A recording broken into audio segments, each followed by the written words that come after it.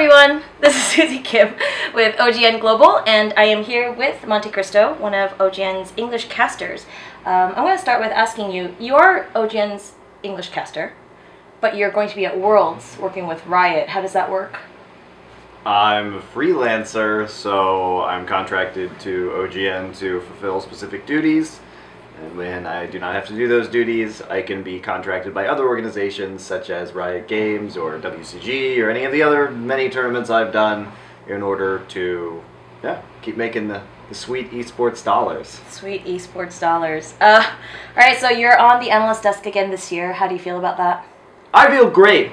I love the analyst desk, actually. You know, I actually think I prefer the analyst desk to casting because I really enjoy being able to break down every single game, and I like being able to talk with other people. I'm really excited to be working with Crepo and everybody else on the desk again.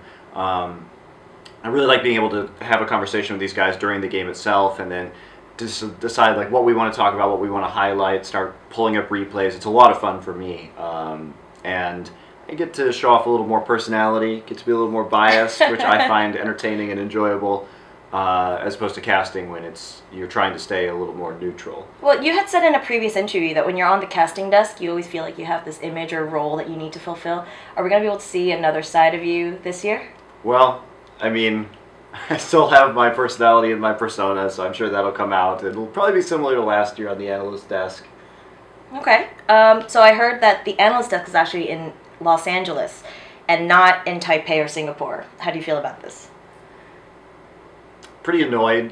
I've never been to Taipei or Singapore, so I would really like to go there. But I understand why Riot's doing it that way. They obviously have the studio.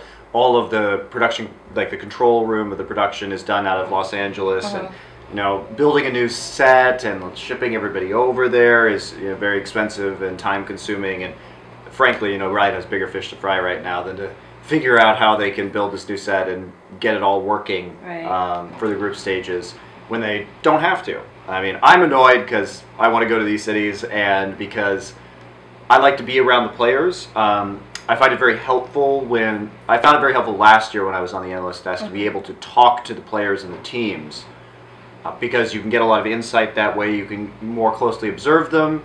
But I will say this time I have been going to the Riot Korea offices and have been seeing a lot of talking to the teams before the boot camp, so I feel like I'm getting sort of that same experience.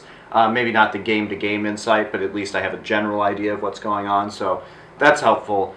Yeah, and I don't like casting from 2 a.m. to 8 a.m., which is the time, and sleeping all day. It's extremely exhausting to work that way. I'm going to Taipei. Well, congratulations. Okay, so now that all the groups have been selected and scheduled, and I know everyone's been asking you what your predictions are, but I'm going to go ahead and ask you, what games are you most excited to see? Which matchup is on your hit list of things to talk about? Oh, man, there are a lot of good matchups in the group stage. I guess I'm most interested in how the semifinals are going to be. Okay. I don't know how legitimately close a lot of these games are going to be up until the semifinals, because even the way the quarters are looking to shake out right now, it's probably going to be pretty one-sided. But semis should be interesting. But in group stage, I'm really looking forward to EGG versus White. I think that's Samsung White. That's going to be a very interesting couple of games, just because you have the team that I think is going to win the tournament, Samsung White, against the number one seed out of China. So there's going to be a very interesting clash of styles there, especially since Blue and EDG play in a similar way. So I'm intrigued as to how that'll go, because White typically does poorly against Samsung Blue. Right.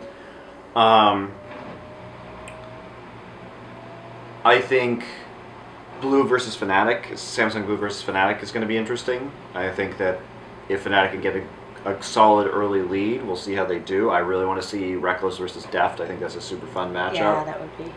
Those guys have a lot of respect for each other, and so it would be fun to see them play against each other.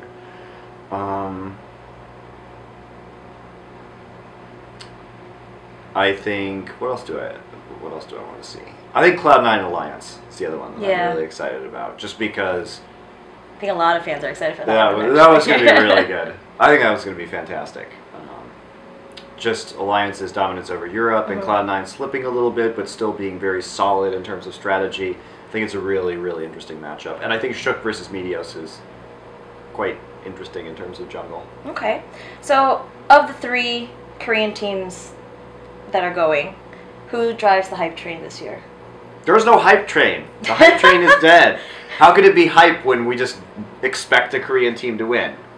Froggen is driving the Alliance hype train. Okay, fair enough. The hype train is on Alliance and Cloud9 and TSM. That's the long shot. It wasn't a long shot last year, but Korea hadn't won the World Championship yet. And, right. You know, we spent this entire Season 4 of League of Legends with Koreans not even losing a game in international competition. So, no hype train. No hype train. Samsung White. Samsung White's going to win. That's what I think. Obviously, if both Samsung teams make it out first in their groups, they'll meet each other in the semifinals. That historically has gone to blue, but I think this is White's time. This is White's time. Okay, now we had mentioned all the European teams and the NA teams, and you know that they're all here doing boot camp right now. What are your thoughts on this boot camp? All these teams being here in Korea. I think it's the best way for them to practice for Worlds, honestly. And there have been a lot of the teams are scrimming against GPL teams, you know, HQ and TPA, Chinese teams, all the Korean teams. Although a lot of the Korean teams have been on break, they will be returning soon. But Samsung and Najin didn't take breaks, so there have been a lot of opportunities to play against those teams, and then each other as well. And to a certain degree, as soon as most of the teams went over, pretty much everybody had to come over, because otherwise there would have been no teams left in North America or Europe to scrim. Right. So it wasn't really optional. And I think it gives the players a really good opportunity to kind of get over jet lag, get into this time zone where they're going to be playing, get into a new environment so they get that boot camp mentality. And it seems like a lot of teams are learning a lot. So okay, well, you've always said that each region you felt like had their own different unique play styles, that everyone kind of had their strengths and weaknesses. But having all the teams here and practicing against each other, do you think it'll just kind of unify the way they play? Like, how is that going to affect? I don't think it's going to homogenize play styles, really. There's not enough time. The Chinese teams do play quite differently. And then there are Western teams with their own unique play styles. Like Cloud9 kind of has their own thing going on. TSM plays more like a Korean team, except worse. SK has their own kind of unique style. And so I think that if anything, it's going to sharpen those unique styles, because teams, I feel right now, are really interested in differentiating themselves and therefore making them more difficult to plan against or more difficult to practice against. Okay. So if all the Korean teams, for some strange reason, pull a Samsung Ozone from Season 3, who will win Worlds? I'd have to say probably EDG, maybe Cloud9 or Alliance would probably be the top 3 that I would EDG, Cloud9, Alliance. Yeah, okay. maybe Starhorn Royal Club. Hard to tell a little bit, but those would be the top contenders outside. Probably EDG by a significant margin, and the other 3 sort of possibly in the picture. Okay. But yeah, I think it's unlikely that we're going to have a massive slump from any of the teams this year.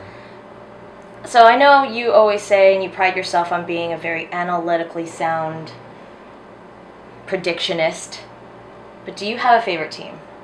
Do you personally have a favorite team? Yeah, KT Rolster, but they never make it into Worlds. Damn it. I mean, I'm an old KT fan from back in the StarCraft Brood War days, so they just, I really like the KT Bullets in League of Legends and their play style, and now they're no longer what I loved. And the KT Arrows are not at Worlds.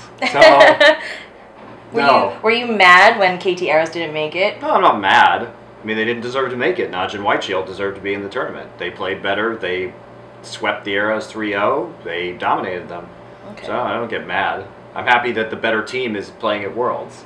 Do you think, and this is speculation, because you know Samsung has 2 teams and Najin's like the underdog here. Do you think like Samsung would try to do anything that they can to like stomp on Najin, make sure they don't win? I don't really know. I mean, I don't think that's. I mean, they're not even likely to be on the same side of the bracket, so I wouldn't think that they're overly concerned with Najin's performance at the moment. No? I don't know. Okay. Last question. Grand Finals falls on your birthday. Yes. I don't know if you guys knew this, but it is, as you ring in old 28, what would be the most perfect present that you could receive while at Worlds on the Grand Finals day? A good finals this year would be nice. So it'll be Samsung White fulfilling my prediction, 3-2 over Najin White Shield, or perhaps EDG, like a Chinese. I'd like to see a multi-region final, but I think realistically we're probably looking at a 70 or 80% chance of an all-Korean final. And yeah, I just a good final. I just want a good final, then I want to drink some whiskey. Fair enough. That sounds like an incredible evening. We will all join you for that whiskey, sir, after the finals. So that's it. Thank you very much. And I know you're flying out to LA very soon. Look forward to seeing you on the analyst desk, and I'm sure you guys are too. And that'll be it. We'll see you again.